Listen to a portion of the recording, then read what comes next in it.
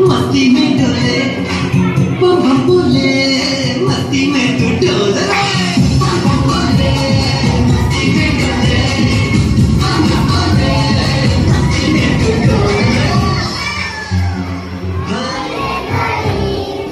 माँ की जो बच्चा का खाने छोड़े गए, नानी तेरी मोरनी को मोड़े गए। माँ की जो बच्चा का खाने छोड़े गए।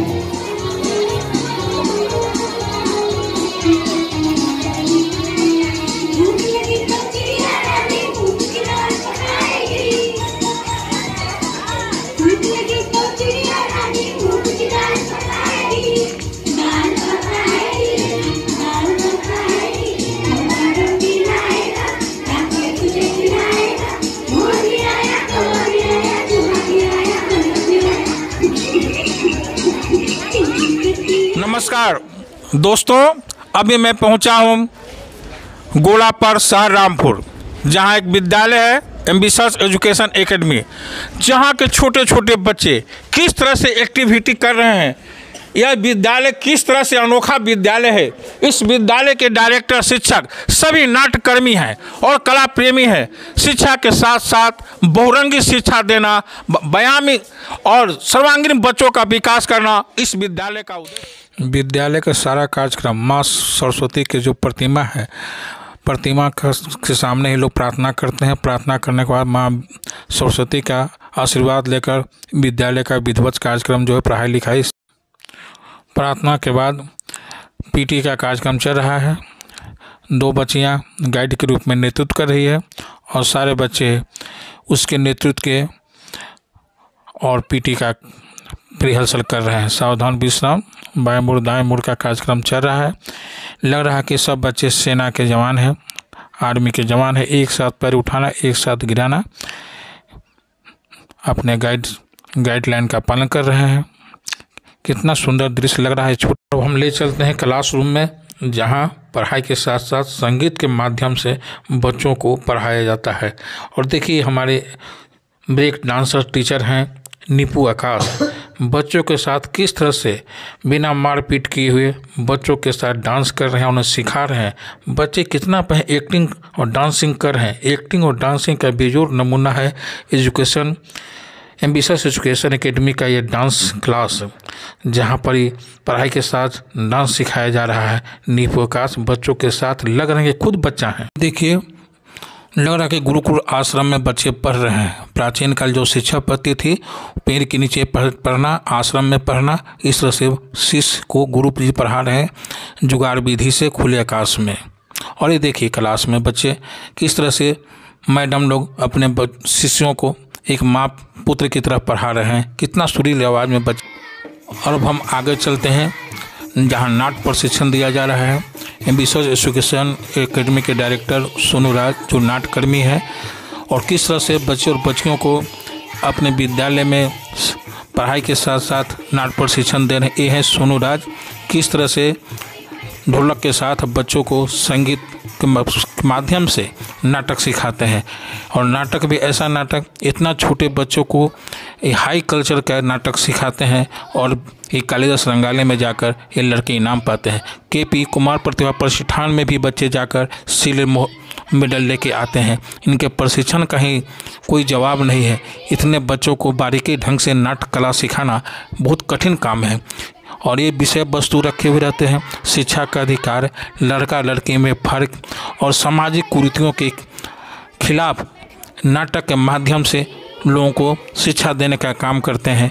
समाज में होने वाली कुरीतियाँ जो है, सामाजिक प्रदूषण है, उन प्रदूषण, लड़का लड़की के प्रति जो भेदभाव है, समाज में बहुत सी ऐसी दहेज प्रथा है, बहुत सा ऐसा कुप्रथाएं हैं, उसके खिलाफ ये नाटक और गीत के माध्यम से, नाटक और गीत के माध्यम से लोगों को दिल को जोड़ते हैं। क्योंकि ऐसी विधा है, नाट्य विधा है, जिसके द्वारा शिक्षित अशिक्षित, पढ़ा लिखा हुआ, बूढ़ा जवान लड़का, कोई भी आदमी पर सीधे दिल पर प्रभाव पड़ता है, सीधे उसे समझा देता है कि ये गलत है, क्या उचित है, क्या अनुचित है, कितना मर्यादा में रहना चाहिए, मर्यादा सीमा रेखा जो तोड़ता है, या नशा के खिलाफ इन्हीं का आवाज़ जो होता है नाटक के माध्यम से। आज नशा कितना लोगों को चौपट घर बर्बाद कर रहा है। ये छोटे छोटे बच्चे, ये कहाँ से इतनी दिमाग आता है कि इस सब समस्याओं को हूबहू नाटक के माध्यम से लोगों को दिखा देते हैं कि नशा के खिलाफ, दहेज प्रथा के खिलाफ, लड़का लड़की में फ़र्क, शिक्षा का अधिकार लड़का को भी उतना ही उतना लड़की को भी, बेटा बेटी में कोई फ़र्क नहीं करना है। इस सामाजिक मुद्दों पर सोनू राज द्वारा अपने विद्यालय में नाट्य और संगीत सिखाया जाता है, जिसका बानगी इनके विद्यालय में आप देखिए ना कितना मेडल शील्ड इस विद्यालय के बच्चों को मिल चुका है। आप देख रहे हैं किस तरह से बच्चे एक्टिंग कर रहे हैं नाटक के माध्यम से।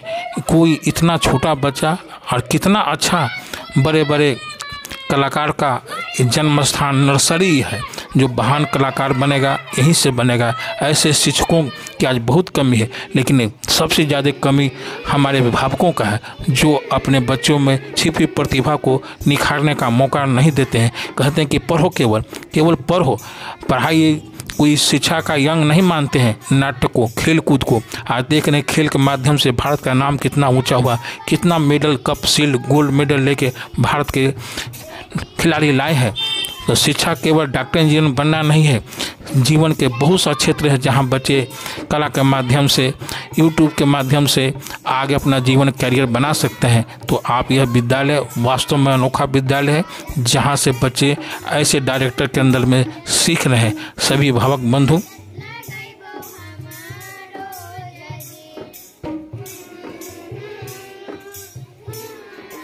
सिखाया जा रहा है। अगर यह वीडियो अच्छा लगे तो ज़रूर शेयर करें और सब्सक्राइब करें और ज़्यादा से ज़्यादा लोगों तक पहुंचाने का प्रयास करें। अधिकार गीत के माध्यम से हमारे नाट्य शिक्षक बच्चों को यह शिक्षा दे रहे हैं कि संविधान में सब लोग बराबर है, लड़का कोई अलग नहीं है, लड़की कोई अलग जात नहीं है, लड़का लड़के दोनों बराबर है। यह विद्यालय अनोखा विद्यालय है, जहाँ बच्चों को शिक्षा के माध्यम से, संगीत के माध्यम से, नाट्य के माध्यम से, खेल कूद के माध्यम से, कोई भी चीज़ में टैलेंट है उस टैलेंट को निखारना इस विद्यालय का काम है। लग रहा है कभी सूर्योदय हुआ है, नानी तेरी मोरनी को मोड़ ले गए, इस रैम्स को असली जामा पहनाकर धरती पर उतार है। न इसमें कोई शिक्षक है न कोई मैडम है, सब लोग बच्चा बनकर बच्चों के साथ मिलकर यह विहंगम दृश्य पैदा कर रहे हैं। और कितने बच्चे प्रसन्न मुद्रा में हैं, लग रहे हैं कि ये बच्चे कमल की तरह खिले हुए हैं। और कितना पढ़ाई का जो असली उद्देश्य है, ये उद्देश्य यहाँ पूरा हो रहा है।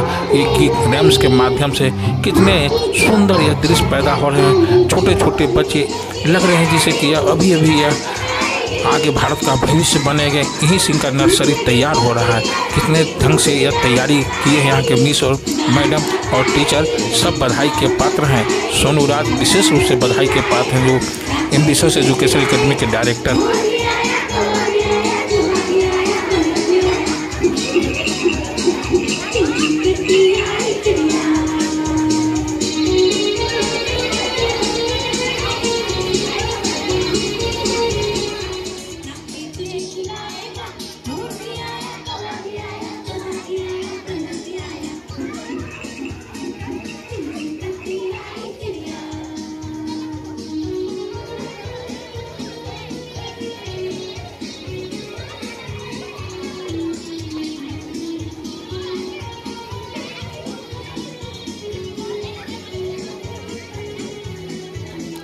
चलिए अब हम मिलते हैं इस एम्बिशियस एजुकेशन एकेडमी के डायरेक्टर, उनसे परिचय लेते हैं।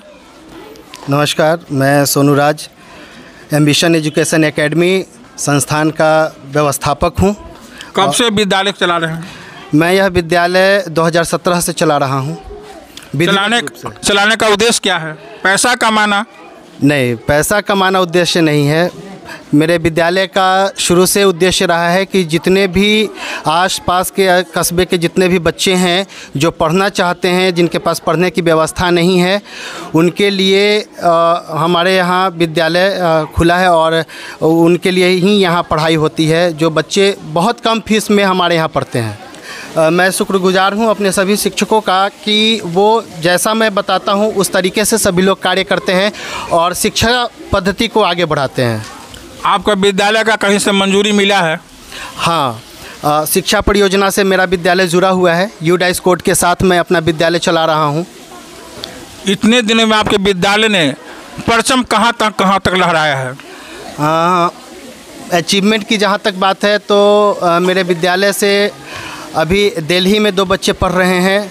एक उड़ीसा में केंद्रीय विद्यालय में बच्चा का नामांकन इस वर्ष 2023 में करवाया है और 2022 में 2 बच्चों का एडमिशन झारखंड विद्यालय में हुआ था और 2 बच्चों का अभी नवोदय में नामांकन हुआ है 2023 में। ये तो बड़ी बड़ी उपलब्धि हो गई। कितना कम फीस में इतना साधारण घर के बच्चे इतने ऊंचे विद्यालय में बाहर राज्यों में जहां हाई टेक्निक पढ़ाई होती है वहां चुने गए। इसके लिए तो भाई यह विद्यालय बधाई के पात्र है। तो अंत में सवाल आप चाहेंगे कि आप शिक्षा के साथ साथ इतना सर्वांगीण विकास का कार्यक्रम कर रहे हैं तो आर्थिक सहयोग कहाँ से आता होगा? बच्चों से फ़ी ली जाती है, बहुत ही न्यूनतम फ़ी है मेरे यहाँ 250 रुपये से मासिक शुल्क शुरू है। और कुछ बच्चे ऐसे भी हैं मेरे यहाँ जिन बच्चों का फ़ी नहीं लगता है और कुछ बच्चे ऐसे हैं जिनका फ़ी बिल्कुल आधा लगता है। और इस तरह से हम अपने विद्यालय को मेंटेनेंस के साथ चला रहे हैं और बाकी विद्यालय को चलाने के लिए कहीं से फ़ंड नहीं आता है, बल्कि खुद ही मेहनत करके कहीं से वो फ़ंड को लाया जाता है और जिससे हमारे यहाँ जो भी शिक्षक हैं उनको मासिक शुल्क दिया जाता है और बच्चों को बेहतर शिक्षा देने का प्रयास है। प्रधानाध्यापिका से किस तरह से मैनेजमेंट करे कि सब शिक्षक के साथ समन्वय बनाकर बच्चों का सर्वांगीण विकास हो, तो आप बच्चों के साथ शिक्षक के साथ कैसा संबंध आपका है? अच्छा है, एक परिवार की तरह है। हर शिक्षक एक परिवार की तरह है, जैसे घर में पूरे मेंबर रहते हैं उसी तरह से यहाँ पे पूरा टीचर लोग मेंबर हैं। सब अपने अपने दायित्व को समझते हैं और उनके प्रति बच्चे के प्रति लगाव है और बच्चे को सब अपने बच्चे समझ करके पढ़ाते हैं अच्छे से।